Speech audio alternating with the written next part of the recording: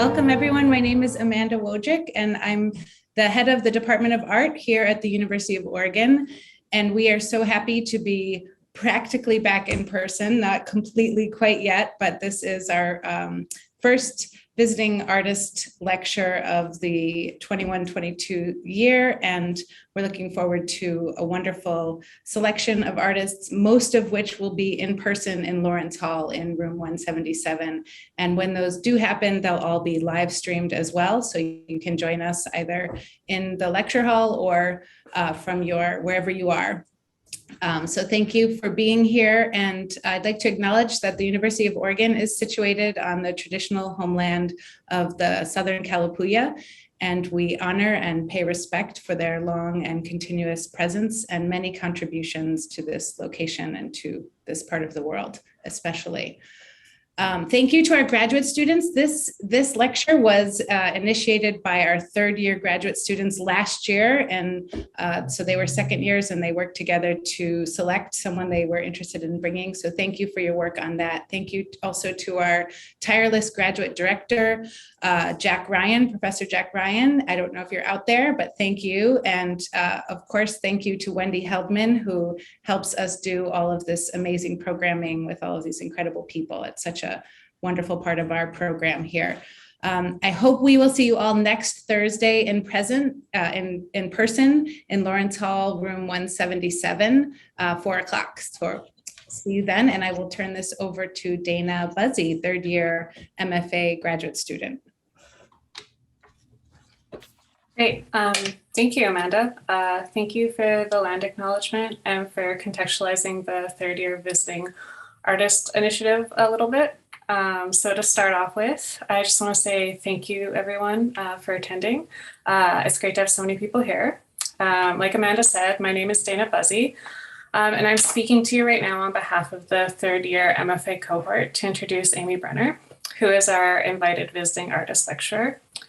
As a cohort, we engaged in a collaborative and democratic approach to select who to invite. And through this process, Amy emerged as a candidate that really spoke to each of our individual artistic interests and the culture of our cohort overall. And we're so pleased that Amy accepted our invitation to participate. Amy's sculptures are compelling and mysterious, and we're really looking forward to hearing her speak about them and her practice today.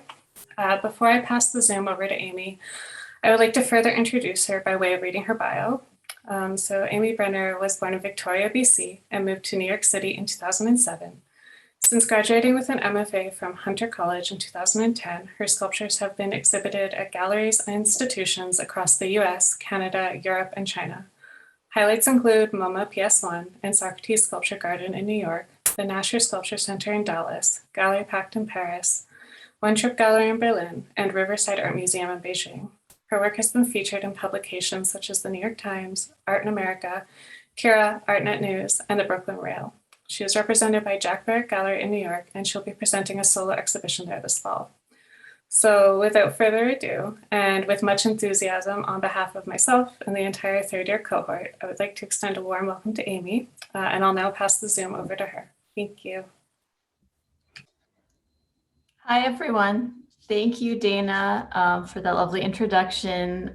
It's wonderful to be here. I wish I was actually there. I'm sorry that I'm not.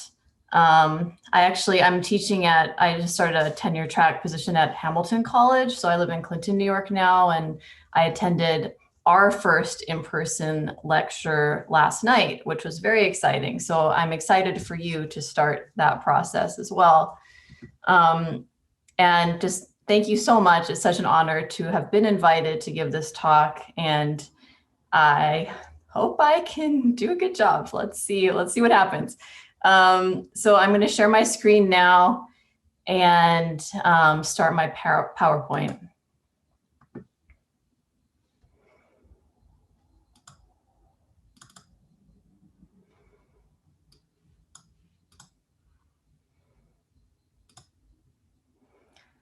Okay, so this is the title of my lecture.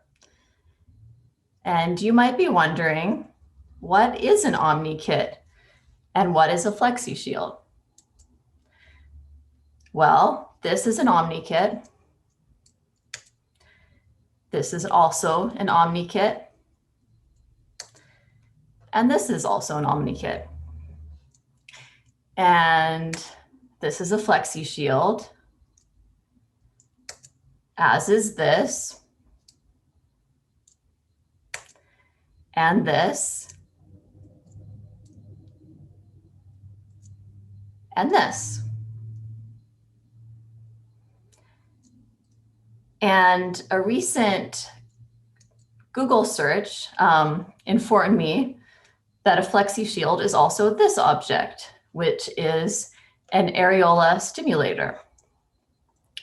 And an Omni-Kit is also one of these, which is apparently some sort of highly advanced Nerf gun kit, which is really beyond the scope of my understanding. But there you have it. And it kind of excites me that, you know, there are these Omni-Kits and Flexi-Shields out there in the world, because I always wanted for a long time, I've wanted my titles to resemble product names or brand names, because, you know, sculpture, I think a sculpture is just a thing. And, you know, like all other things in the world and in our society, all things are also products. And so I like to, you know, to create that bridge. And I like to also imagine, you know, a future in which the history of sculpture could include all things from the most historic, treasured sculptures to the most, you know, disposable little knickknacks like this tooth flosser here. Okay, so that was just me showing you a few of my more current works before I poison your minds with my work from a little bit from undergrad and also from grad school. So we're going way back to 2006. And I'm not especially proud of these sculptures. I don't really see that there's anything super special about them, but I do see certain elements that are still echoed through my work today. So I'd like you to note, you know, these egg cartons on the right, in the sculpture on the right, as well as this little switch pad that's included there. And I was thinking of these as these sort of post-apocalyptic little scrapped together machines. And so I was already thinking about this idea of implied functionality. And this is work that I made while I was still an undergrad at UBC in Vancouver. And I'd only been studying art. Really, I tried every other creative field before you know, I entered the visual arts department at UBC.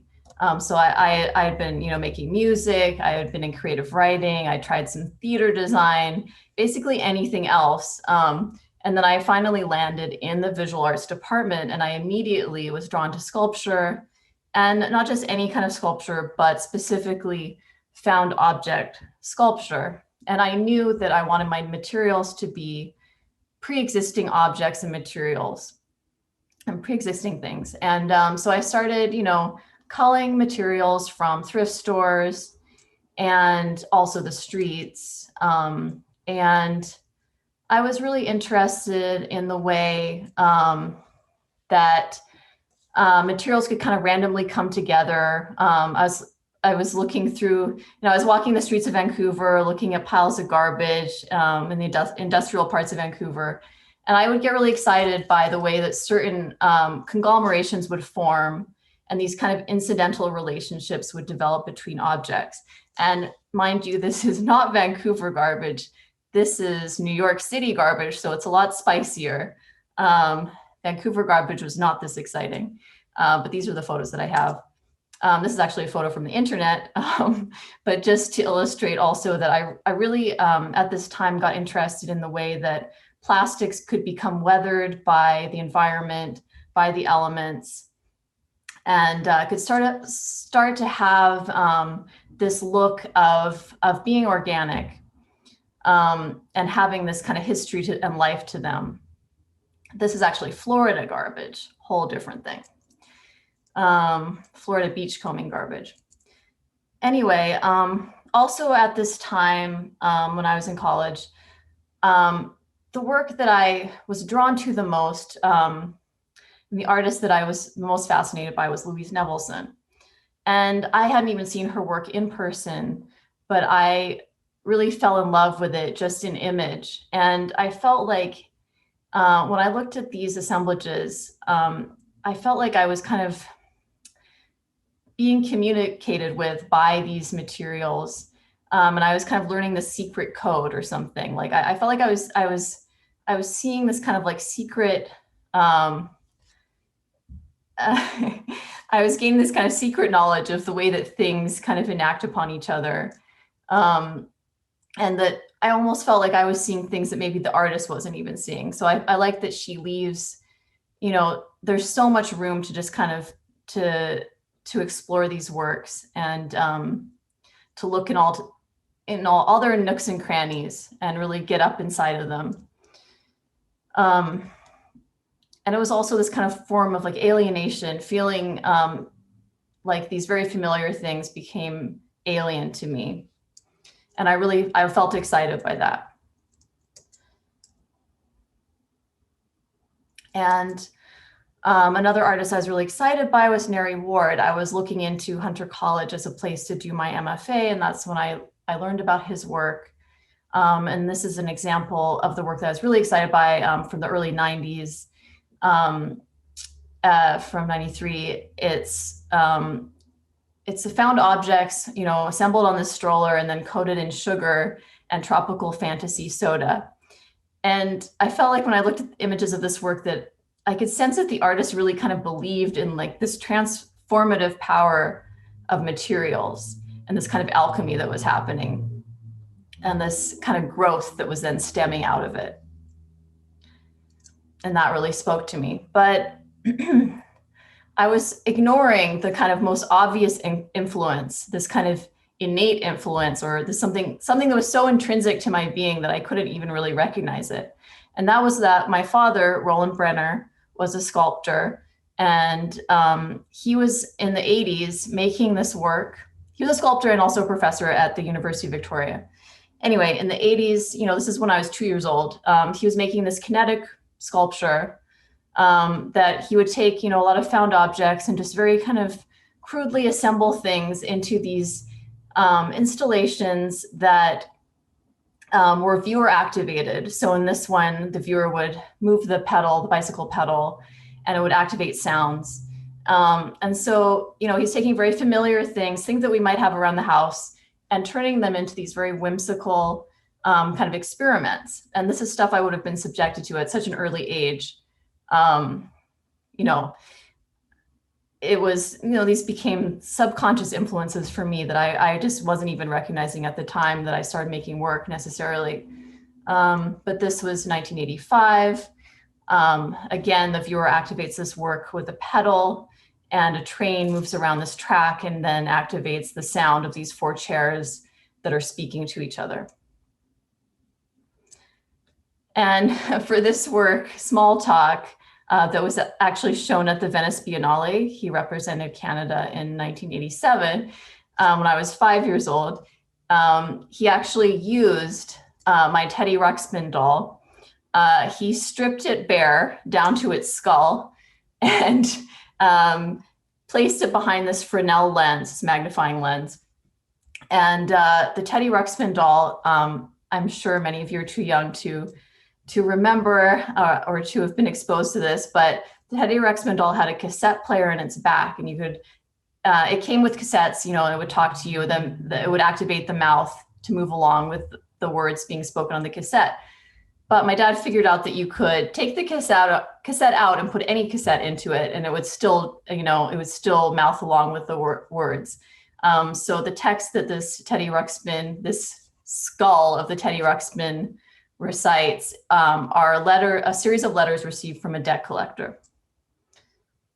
Okay, so I think just at a young age, I was just very aware that our everyday materials could be transformed and could take on these kind of magical properties.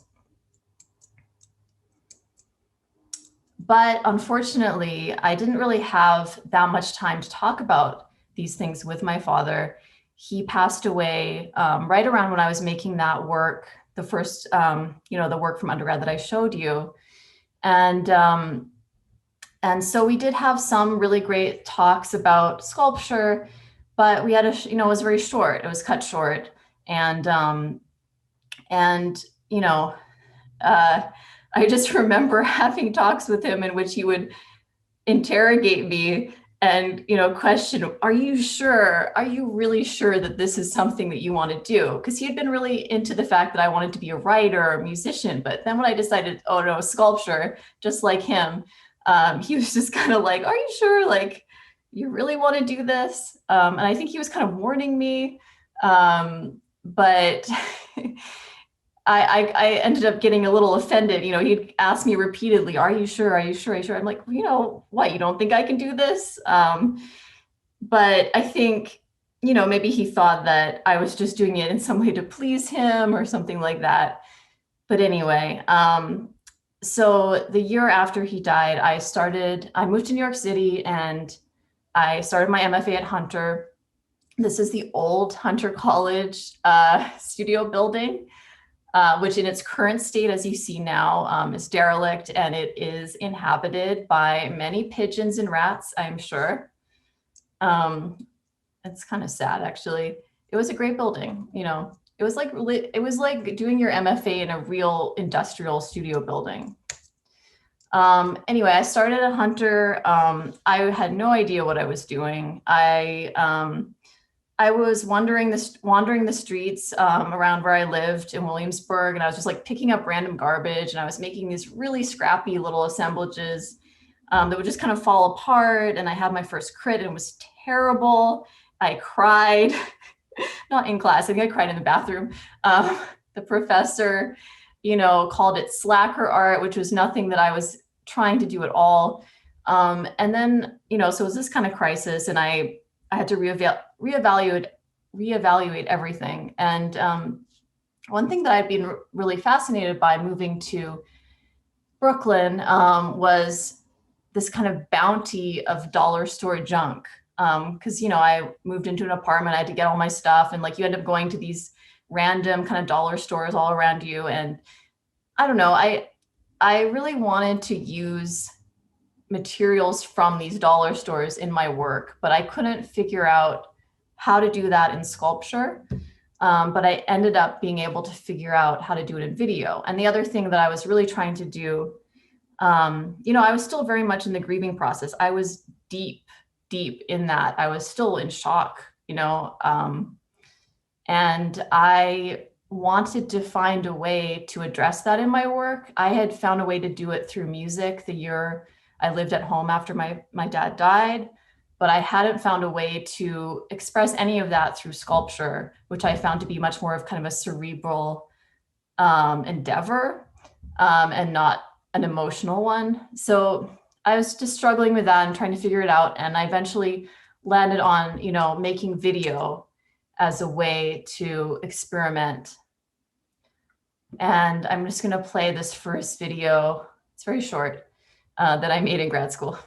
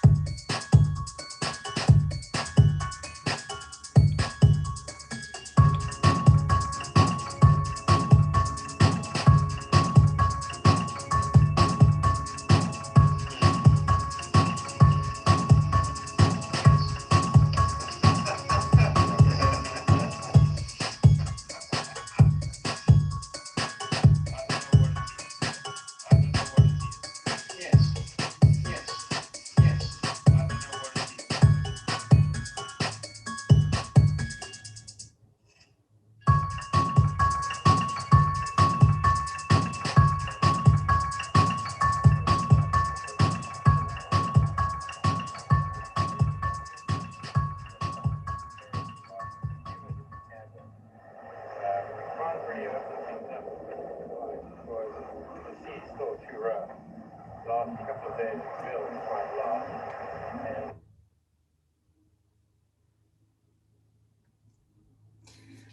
Okay, so that was my attempt to kind of mash these things together, this like very intense emotional state that I was in my grief, and all of this dollar store junk. And I liked the absurdity of it. I like this idea of this like dollar store resurrection, a performance of ritual using the most kind of fluffy, vapid, generic items I could find, like these meaningless throwaway things that just spoke to our society's kind of saturation and consumerism. I like the idea of using these in this alchemic or kind of witchy way. I would like to point out that this was way before ASMR videos became so prevalent. And I think there's definitely elements of that in this video. But yeah, so using these things to kind of try to revive the dead. I was using this image of my dad's face.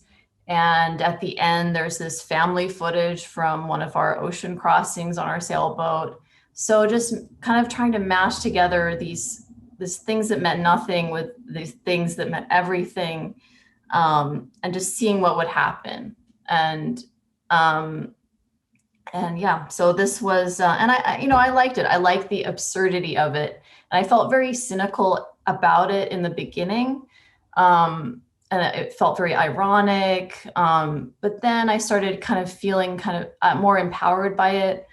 And like, why not? Like I'm an atheist. I have no religion. I was raised with none. We had no traditions surrounding death. My dad died. It was like, we had no idea what to do. And I had no idea, how to grieve, and why not, use these things that are readily available, to my advantage in some way. So this was how these things took sculptural form. And I think this is also quite related to the work that I make now, just in its kind of monumental scale, but then all the detail that you see when you get up close. So these were just these kind of disgusting assemblages of like edible goods. Like this one had inside that little plexiglass square, there was a rotting grapefruit that was encased in resin. And then there's like you can see the dried pineapple, I don't know, a bunch of dried flowers, peanut shells. Yeah, I just was trying to have this sense of urgency in the work and the sense of organicity. This was just nitrile gloves and garbage bags and paper mache. Basically, in the little compartment, there are, sorry, has that been there that whole time? In that little compartment, there are chicken bones and like dried cherries and stuff like that.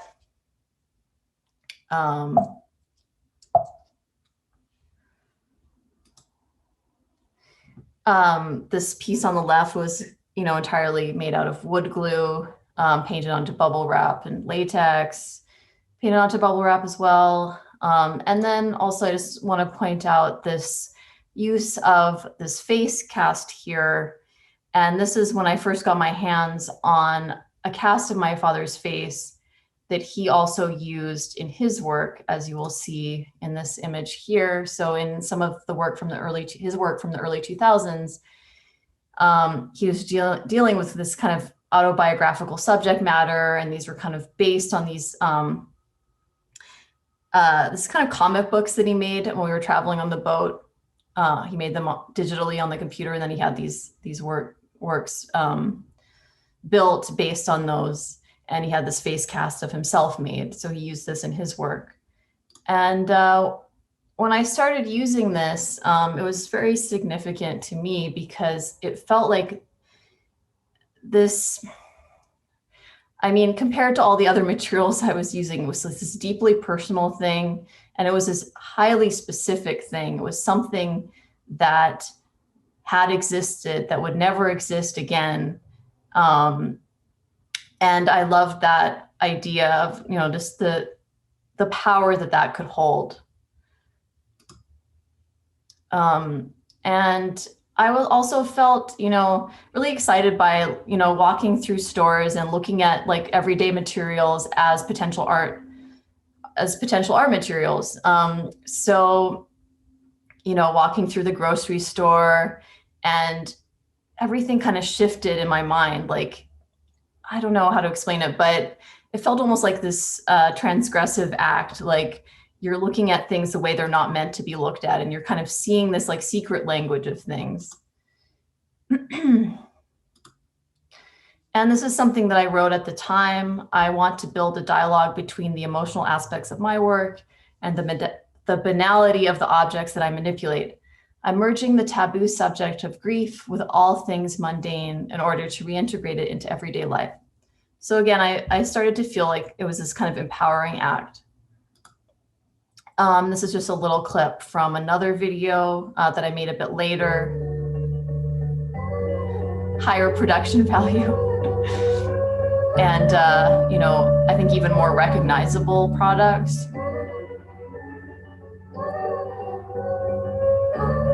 Little dry ice. So again, kind of creating this sense of alchemy, and then applying,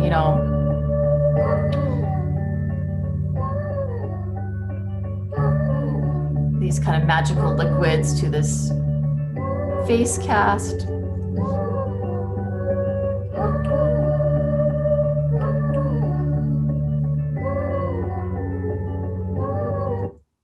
All right, and this was my thesis sculpture, which I thought of as this kind of like a multi-use vehicle, or a multi-use machine that was at once a vehicle, it was a vending machine, it was a conveyor belt, it was just, a little bit of everything really. So this is the inside part where you can see how things are quite organized, which I think also relates to my current work.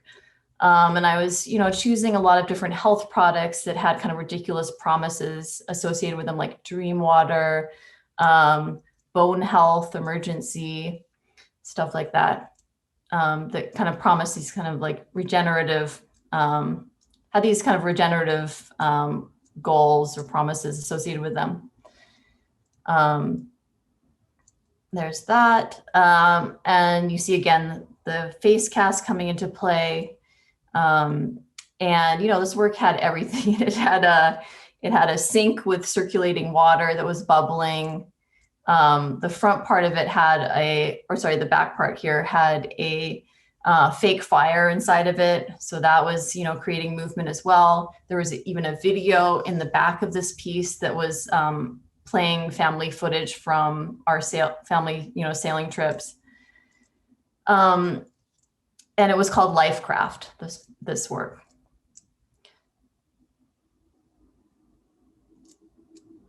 All right. And then there's also these little assemblage works made with the face cast.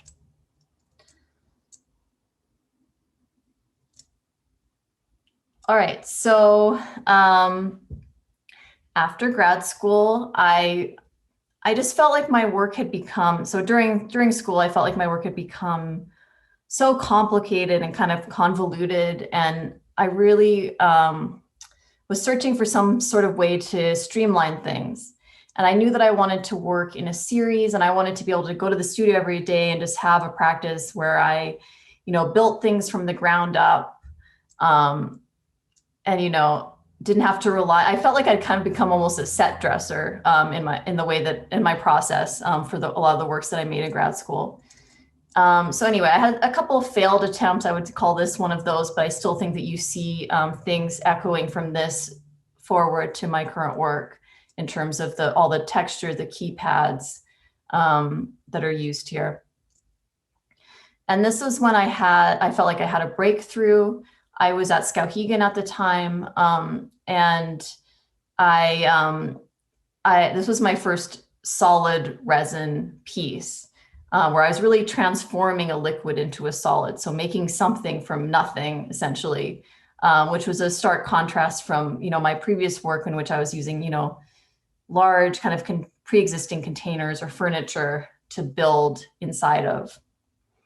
And this piece, I think I was originally thinking of it as the kind of the hull of a boat. So I was thinking of it as a sort of vehicle. And then I ended up leaning against the wall and it became a surfboard, which is sort of, you could argue, a type of vehicle. It contained, and I called it switchboard because it also contained like these keyboard keys and these hints of technology. You see a cast of a remote control here and all these kind of like little knobs and things.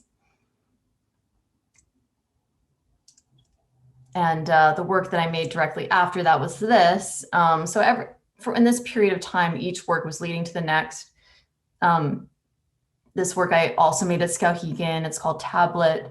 I was conceiving of it as another surfboard to go with the surfboard that I had just made, but instead ended up being more of a monolith.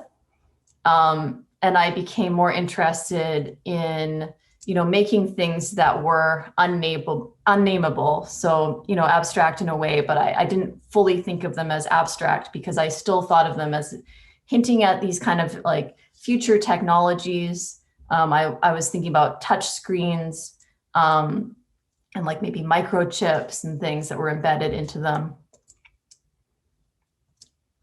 This is Blade from 2012. So these I would embed Fresnel lenses, which I also got from my dad's studio, into these works so that, when you walked around them, they would really shift, because of the translucency and the resin that would be poured in multiple layers, many, many layers, actually. They would have these kind of these qualities that would shift and change as you moved around them, depending on how they were lit. And this work, Key, 2012. So at this time, I would do a lot of different sketches of forms, and I would try to figure out, try to find an overall form that didn't really resemble anything, any pre-existing thing, but still felt specific. It still felt sort of familiar in some way. So that's what I was going for. And I described these works as totemic structures that resemble artifacts of an imagined future. So I liked this combination of something very futuristic looking, but that also resembled, something maybe dug up, excavated from the ancient past. So those two kind of temporalities kind of mashing together and maybe creating these sorts of, fissures and cracks on the surfaces of these works. And this is a terrible image, I'm sorry. But this is just of the way that I would make these molds. Very simple, just out of plywood and 2x4s. And then I would line them with plastic, they'd be laid flat, and I would pour in many layers and embed different materials as I went. This is just some other writing from that time, from my artist statement back then. Some surfaces are ordered into compositions that allude to touchscreen platforms, energy cells, and the digital logic of a different reality. Other surfaces are left to chance to crystallize, crack under pressure, and weather with time. Common sculpture materials such as resin and concrete shed their associations and morph into geological forms. I enforce approximations of natural processes onto my sculptures. Notions of sedimentation, erosion, and fossilization come into play. So this kind of speaks to what I said earlier on about, seeing that plastic on the beach and the way that it had weathered with time and being really drawn to that, and wanting to replicate that in my work. And looking back at these sculptures, they feel kind of like empty vessels. Like I had emptied my work I had emptied everything out of my work, and this was what was left in a sense. But that's just in retrospect. But this is Sickle from 2012. So they're getting quite large. And around this time, I'd been making these for a couple of years. This was the first time that these were the first years that I was able to exhibit my work and, sell some of it, have it taken to art fairs. I was starting to kind of build a little bit of a career for myself at that time. And I already felt, even though I've only been, a couple of years, I already felt kind of trapped, like, oh, I'm going to have to make these things forever, which is kind of funny that I even felt that way. But, I was reluctant. I really wanted to get back to that point. I felt like I had abandoned my assemblage roots, and I really wanted to get back to a point where I could start, reincorporating found objects into the work, but I didn't really know how to get there. So it started kind of slowly. Even in this piece, you see like some little beads and little things at the top of this. And then it started accumulating. And I feel like in this work, in particular, Shanty from 2014, which was another kind of turning point in my work, because it was more kind of architectural in nature, resembled more of a wall, and it allowed me to really insert a lot of different things into it. And this is when I introduced my father's face into the work again, even though it's very subtle. There are a couple instances of it here. And there are also things like shells and like little, bits of hardware and things. And I was just I was starting to accumulate what was inside the work. And I had a studio visit with a friend at this time, and he really loosened me up. I think he said something along the lines of like, why don't you just put like an avocado in the work? Like, why do you have to be, shy about it, basically? And I thought, that's right. Like, why can't I put anything that I want to in this work? Why do I feel so kind of caged in? But anyway, this was, I was starting to open myself up to those possibilities, and I wanted to continue that. So with this piece, you can see, more objects being reinserted into the work. And there was a couple of little happy accidents that happened. I worked on this outside at my parents' house in Victoria, and a couple of leaves happened to land in the work while I was making it, and I just left them there. And I think that led to me, wanting to explore this idea of using the pressed flowers in the work. But yeah, you can see things starting to accumulate more in this piece for sure. Here's a detail shot. And this is for an outdoor commission that was shown at McLaren Art Gallery in Canada. And this is just, because I had worked in assemblage for a number of years, I had a lot of, materials accumulated. So a lot of the stuff that I was putting into my sculptures at this time was stuff that I already had around,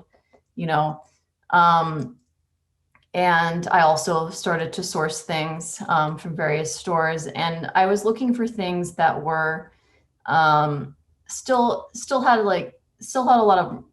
were enshrouded by, a sense of mystery. Like they looked kind of like these little bits of technology, couldn't quite place what they were, which I think you can see in these works.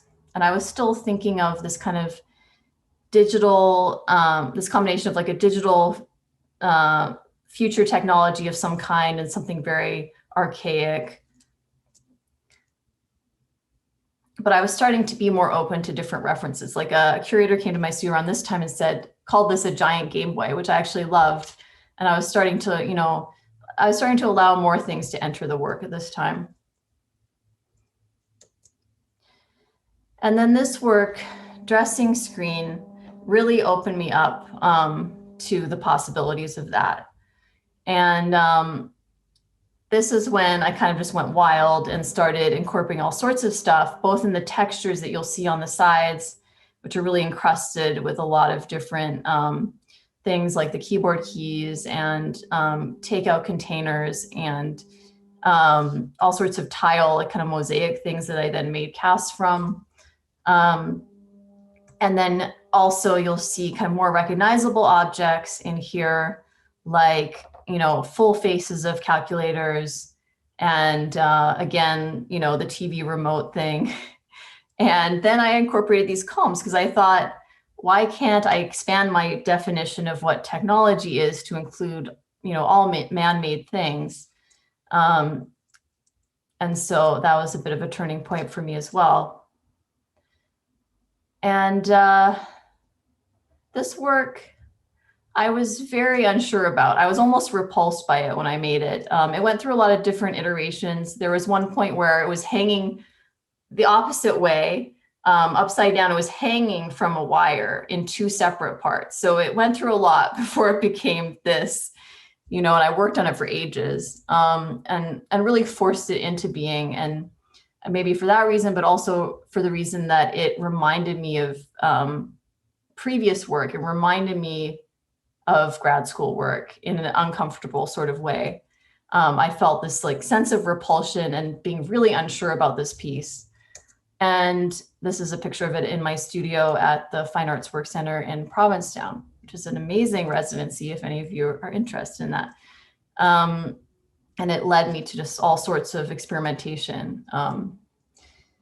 This is a detail of the surface there.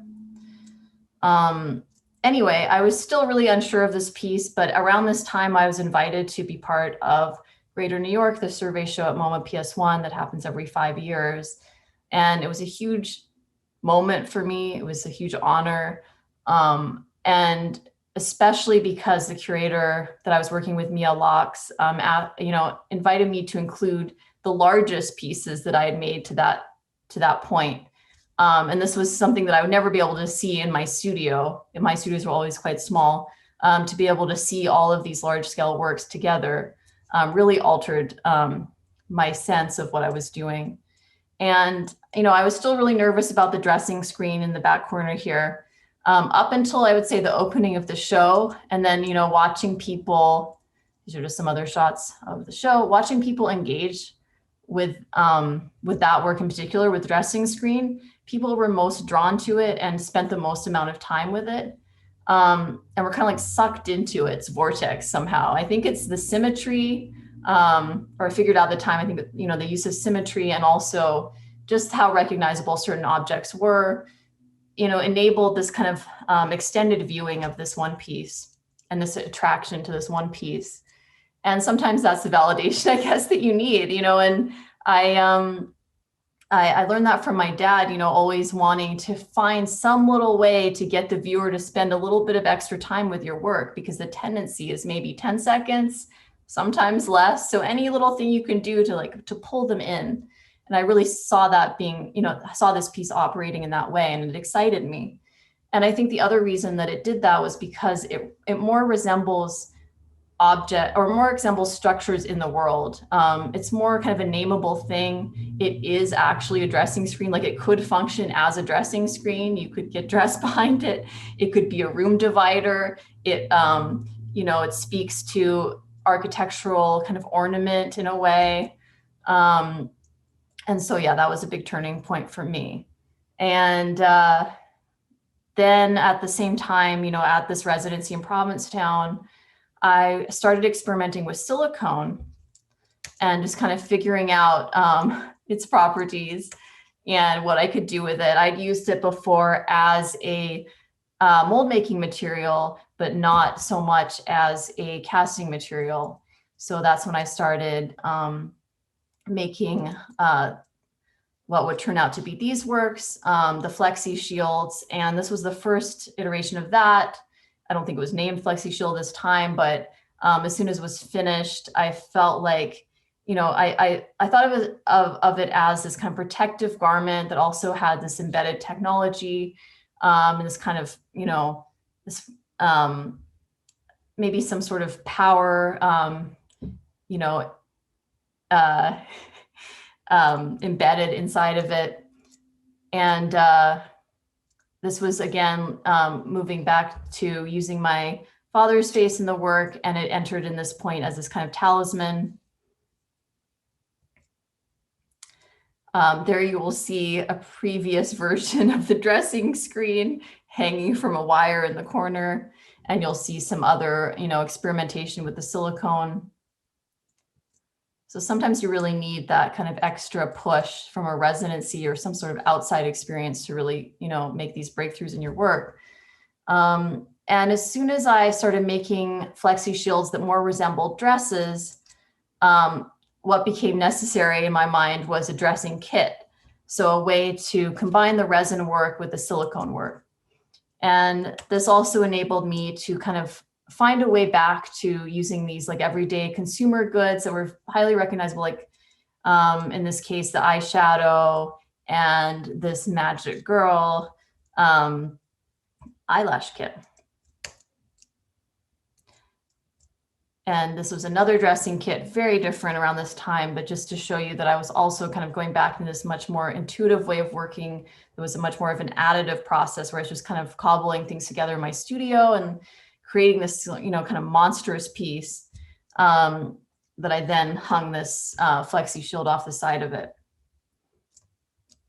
So I think this was also sort of a return to previous ways of making for me, because with the resin work, I could not see the surface that would be the front of the work until it was completely finished, and then would come out of its mold, and that would be that. There was nothing I could do, which was kind of good for me because I go a little insane, as you can see, when it's just up to when I'm able to see what's happening as it happens. It puts me into kind of like kind of a manic state, I guess. But here's the two dressing kits in my studio at the time, just to give you a sense of the small space I was working in. To photograph this piece, I had to remove everything from my studio just to get enough space back from it to photograph it, because it's about 9 feet tall, I think. Okay, and then I feel like am I going, how much time do I have here? Okay, anyway, well, I just want to talk about, these flexi shields. As soon as they were titled flexi shield, they started looking more and more like armor. And I started using, plastic containers, and in this case, this gutter drain in part of it. And I also started incorporating these kind of more found objects into them, these little candles or disposable tools, and they became multiples. So I found a way to, make multiple casts from the same molds. Here's an example of those molds that I would use. These are more current molds, but just to give you a sense of them. They're just very crudely put together because silicone can peel off of anything, so you don't have to be too precious about it. I paint into layers, embed the objects, and then eventually they peel off like giant stickers. And then, I got really into looking at eBay and looking at these junk drawers that people posted, also known as random lots. You can search for that. And I got fascinated by how people would arrange their stuff. And again, it gave me that feeling of kind of like having this, hearing this some sort of secret language coming from these objects. And I think that's what kind of led to the first Omni-Kit. So this was just a way for me to include a whole lot of things, that were then organized into these little compartments, kind of much less organized than the work that I'm making now in some ways. But you'll see, part of the concept for the Omni-Kit was because it's an Omni-Kit, you're going to have all these miscellaneous goods used for a variety of different purposes. So there's stuff for sustenance, like these little pods with the seeds in them. And, there's hardware, there are grooming devices, there are eating utensils, and little bits of technology, and just a whole bunch of different things. Plant matter, like organic matter as well. This is Omni-Kit Harvest. So I was thinking a lot about things like seed banks and also just like time capsules in general. And this kind of science fictional idea that someone in the future could melt these down and use the objects inside of them. And I really liked forming this loop between me imagining this future human, then imagining me and my time.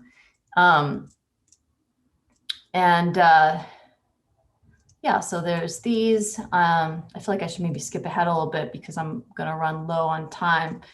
But just to give you a sense, so there's some more Omni-Kits. I also started, making multiples of these. So using more, this is like made out of just car mats, mats for cars that, I made molds from. And like the top part is just architectural pediment. So using things that already existed in the world to be my molds, and then making multiples from them. This was a solo show in Paris. This is some debris, studio debris just from that time. And, just another process shot of pouring resin into a mold that already has all the objects embedded or has all the objects placed inside of it. And so I really like having this relationship with these little objects in which I get to really focus in on them. And it requires just this insane kind of level of attention and to detail and focus. And I like how, for me, there's this push and pull between that tiny scale and then the larger scale of, the overall form of the sculpture. And I'm really hoping that the viewer, when they see these works, also has that kind of inclination, or that, they get the overall sense of it and are drawn in and then want to explore these tiny details and maybe be surprised by things the way that I was surprised by, looking at these Louise Nevelsons back when I was in undergrad. And, I think this is a show at Jack Barrett. A two-person show was with Lucas Blaylock in 2017. Sorry, I'm going too fast, but also too slow. So a lot of people started asking me around this time, why do you choose the particular objects that you choose? And the answer is usually because they need to fit in the compartments, that I have designated for them. So that makes it, that really limits things down. But also, I'm looking for things, again, with this kind of mixed use value. So, office supplies, or, these buttons, sewing supplies, candles for celebration, auto fuses. So like little bits of technology, the tooth flossers. So things for grooming. I want just a really, this wide variety of use values in what I choose. And I also am really drawn now, especially to objects that are maybe these disposable objects that are maybe pushing towards obsolescence and that are very much of this current moment and that might not exist. I hope that these tooth flossers get banned, like some plastic things are becoming banned. And because they're, yes, they're handy, but we don't really need them. But, I like this idea that, a couple of years from now, maybe we won't have these things anymore, so that they really speak to this present moment. And it's kind of like a way also for me to preserve these disposable things and give them new life, and kind of speak their language in some way. And again, I really love the idea of combining these. Here we have the cast of my father's face again. I 3D printed it in miniature version so that I could make this miniature flexi shield at half scale in this dressing kit mini. So I just really love the idea of combining this very personal matter with these things that are just kind of disposable junk, kind of mashing them together to level hierarchies between things. So that's really what I'm going for. Here's dressing kit mini, another one. And then I also made some double-sized flexi shields. So this is a 13-foot flexi shield. So I think at this scale, I just like the way these works really demand reverence, sense of reverence around them. And that then again, you get close up and you kind of want to examine all these little knickknacks inside. And this was another work that was a double-sized flexi shield that was installed at BAM. And it had this kind of chandelier skirt that you could kind of look up inside of. And you could only really engage with it from it was in a foyer where you could see it from this angle or you could see it from this angle. And this is the mold for that. So it is a really meticulous process of laying things out, which I also enjoy. And I like the time spent with these tiny objects. I lay them all out, I photograph it, I take them out, and then I start to layer the silicone. Just another example of, me starting to incorporate more like overtly feminine features to these Flexi-Shields. And for that, I think about those particular ones as kind of incorporating myself into them in a way. Like I would take certain measurements, not all of these measurements, but some measurements from my body and incorporate them into the works. And I like them also being, these kind of ideas surrounding, female empowerment and, going again with this idea of a shield, a Flexi shield, this kind of shield that's also very vulnerable and penetrable. This is a work from when I did the fellowship at Socrates Sculpture Park. So this is a commissioned work there. That was much more dimensional and structural in some ways than previous work. There was a part where you could, go and stand inside of it. And people really loved taking selfies there or taking photos of each other there. And I got to observe this over Instagram, which was fascinating. But I think this work really encouraged me to continue to work with the figure, or to attempt to work with the figure. And that led to this piece that was in my solo show at Jack Barrett in 2019, which was Omni-Kit Iostra. And this is Consolarium. This was the name of the show. And I described a consolarium as a place for consoles and consolation lined with buttons and dials, storage tables and junk drawers, the faces of lost loved ones and relics from their lives. It's a collision site, time periods crash and interweave while meaningful and throwaway objects fuse into hybrid structures. Anachronistic thinking takes place here, and existential musings are transmitted through circuits of dollar store junk. So that's just some writing I did about that show, which is my last solo show. I liked making this more figurative work and the references that kind of seep into it subconsciously. Like for instance, it sort of became this fertility goddess, and I wasn't even, really fully thinking about that consciously. And then, it ended up resembling this, which is Diana of Ephesus, or, also known as Artemis, Greek goddess of hunting and also fertility. It's a little confusing. But someone pointed out this image to me, and I was like a little bit stunned because of its similarity to what I had just produced without even knowing about it. So I like that way that, these iconic things can kind of seep into figurative work without you really knowing about it. And, I've just become a lot more open to incorporating all these, I want to incorporate all these different time periods into my work and all these different references. I do so loosely. I'm not making a list or anything, but I do feel like these sculptures from this exhibition kind of resonate with kind of Baroque furniture and the flower arrangements, kind of like Victorian scrapbooking or something. Also referencing kind of classical sculpture. So I like all these different time periods coming into play, because I do think of these kind of as these time traveling things. I still have this kind of science fiction mindset when I'm making work. Anyway, this is, I titled it Iostra because that's the name of the pagan goddess for Easter. And I really liked how that played into this like bright purple kind of, feels like a very Easter color, but she's also a fertility goddess.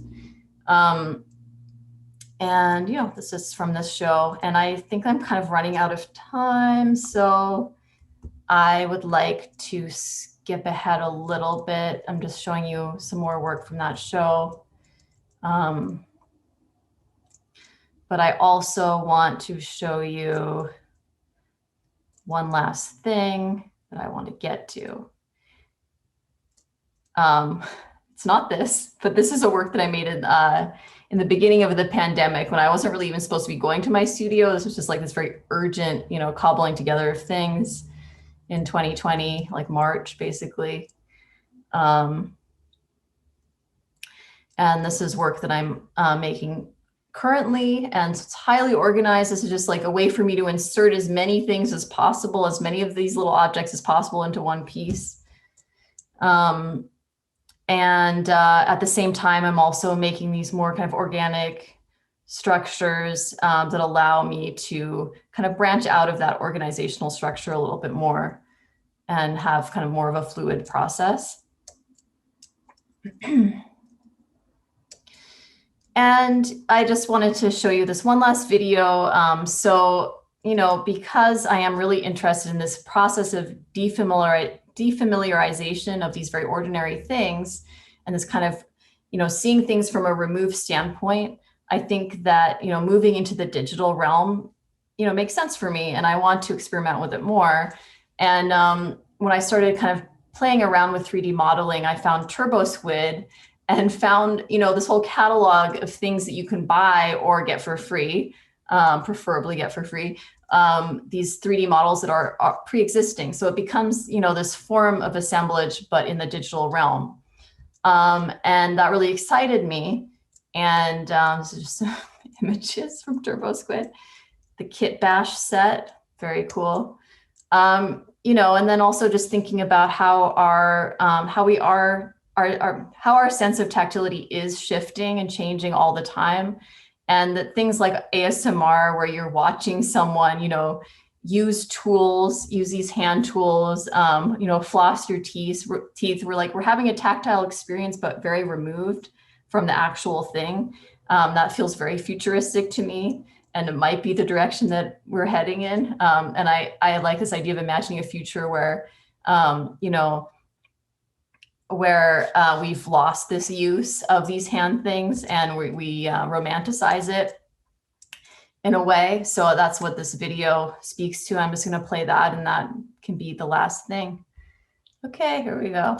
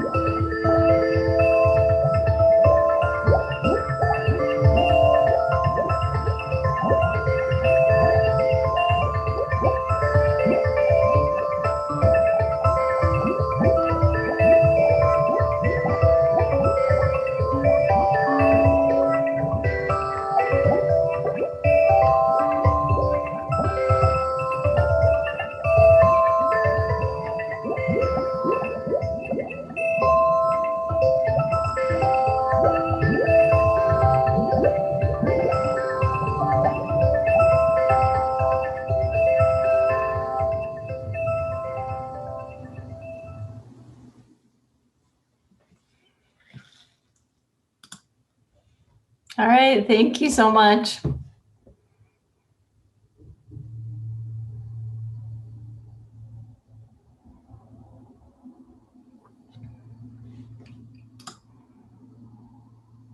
That was so great, Amy. Thank you so much for that. Yeah, that was such an exciting talk. I think we went a little bit long, so maybe we have time for a couple of questions. Sorry about that. No, it was great. Maybe while I wait for a few to come in here, I'll be selfish and ask one of my own. One of the things I was thinking about when you were describing like the shield aspect of it, like the silicone shield and armor, is like how silicone's like very strong, but also you can cut it. And in a way, it's almost like more of a barrier situation than perhaps like hard armor. And just like, I don't know, there's like a kind of irony perhaps for like the moment we've been living through. I was wondering if that was something you've like thought about at all over the past year and a half of the pandemic. That's so interesting. Yeah, I mean, I guess I've thought about it. That's a really good point. I mean, I think I haven't thought about it enough. I mean, I think there were times where I thought, oh, can I make like some sort of face shield or something like that, out of the silicone, but it hasn't really come to that point. But I think that, yeah, there is, a humor in that idea of just like a shield being flexible in general. Mm-hmm. But the way that we might use shield now is really different than what people might have used, to mean a shield, even like, before the pandemic. Yeah, I think the context has definitely shifted, which is maybe like a little bit of that time travel that you're like teasing out, but actualizing around us, perhaps. Yeah, I think that's a really great point. Yeah. One of the other things I was really curious about, like just as an artist, and seeing these objects, like I imagine these are like hugely time consuming. And maybe it's kind of a boring question, but I'm like curious just about like the pouring process, like from setting up a mold and taking a photo to like pouring, like what's the timeline of that like? Well, the pouring part of it is really fast, actually, or like the paint. In terms of silicone, it's usually painting the silicone in layers. And yeah, you do need like several layers, but that part is definitely the fastest part of the process. The more time-consuming part is, just the conceiving of the overall form, and then sourcing, figuring out if I have all the little objects in my studio at that moment. Having to go and buy some more somewhere or whatever.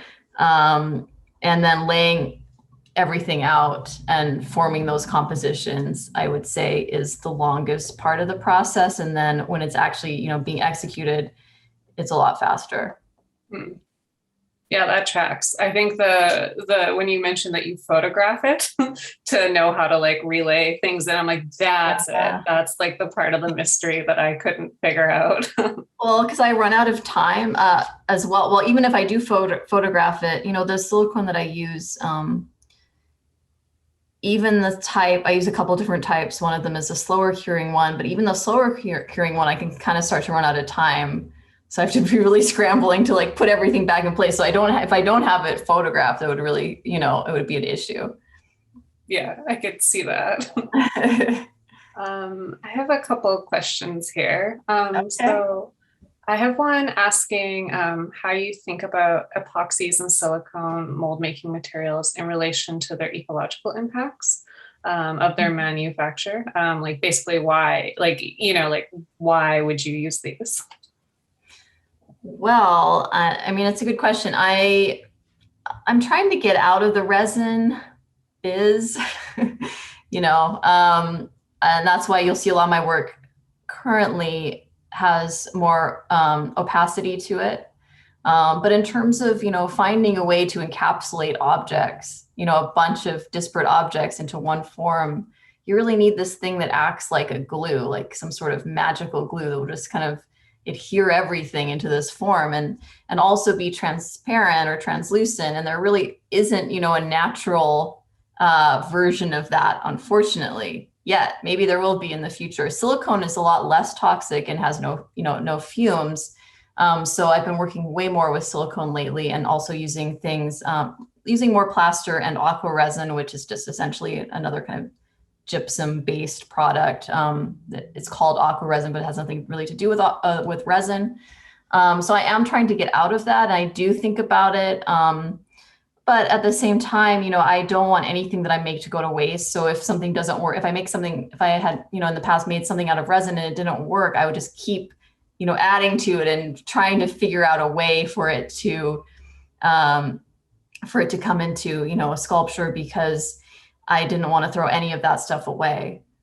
So in making art, I guess the idea is that we're kind of, I don't really think about what happens to things when, once I'm gone, but, it is a way of preserving things, or it should be, as opposed to, disposing of things.